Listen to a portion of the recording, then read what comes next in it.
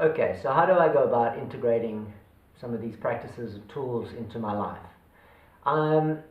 From my experience, having gone through and continue to go through at times severe anxiety, bouts of depression, I find that routine and consistency is key. And I've set up some practices that I find are extremely beneficial. From the most dense place of the body, for example, I think there's 5 key pillars that we've got to keep in mind. Food, what we eat has a direct impact on the nervous system in our bodies. Find what works for you. I'm not one to promote a particular path only. We're all different, but find that which brings you more into balance. Obviously, over-processed foods, too much sugar, too much caffeine, too much alcohol, anything in its extreme is going to make it that much harder for you to be present and aware to what is.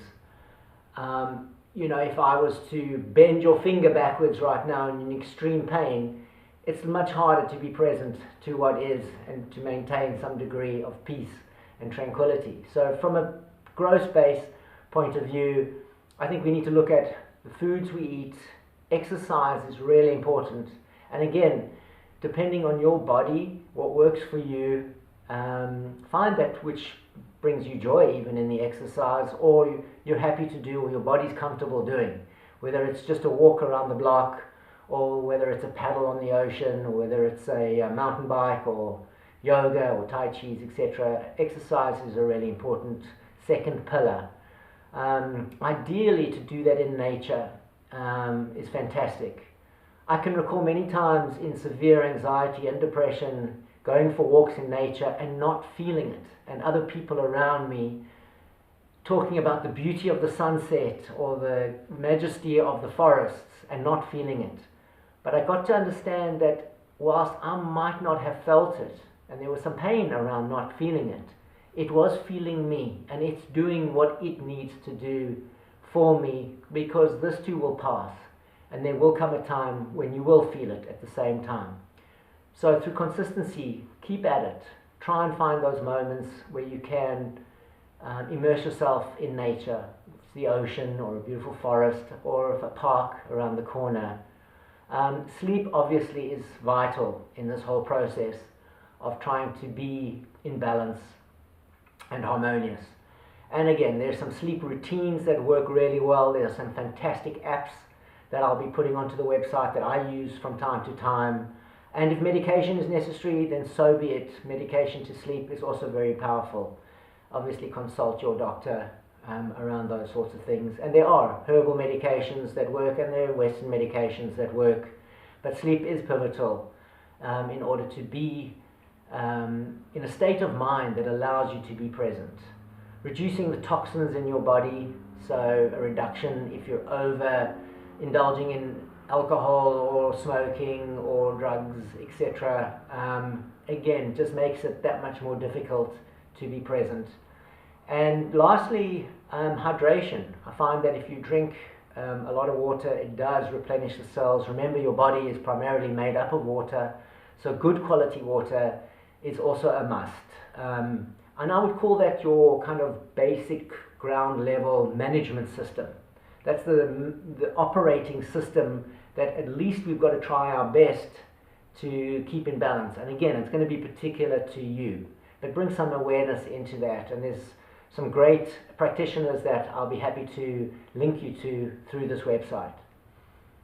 Then on a more subtle level, what has become appropriate for me is this theme of leaning into life. Even when you're in anxiety, or you're in depression, or in the darkness, it helps to lean in as best you can, be it through the work that you do or the people that you associate with. As best as you can, try not to withdraw too much. There are times that withdrawal is important, and hibernating is important, and solitude is important, and equally there's times to lean in, and sometimes it's going to be uncomfortable, but in moving towards others and in relating with others, we learn a lot about ourselves, and you overcome that aspect of your mind that might necessarily have some resistance to that.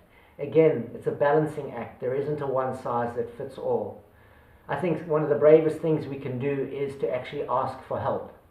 And there is so much help out there. We are blessed today to access teachers from around the world, practitioners from around the world, and access your family, your friends, where possible, and where appropriate.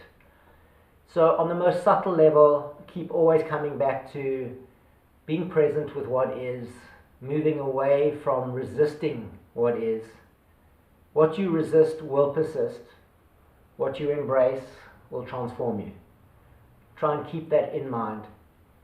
The other mantra as such that has helped me a lot is that this too shall pass.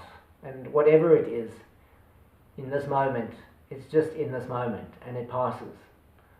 So I hope some of those tips, kind of practices that I've been using and will continue to use forever in this human form, as I believe are necessary, and they have their place. And stay tuned, come onto the website if you need the support. I'll be posting more and more things as I journey, and as I come across other fantastic teachers who are taking us home.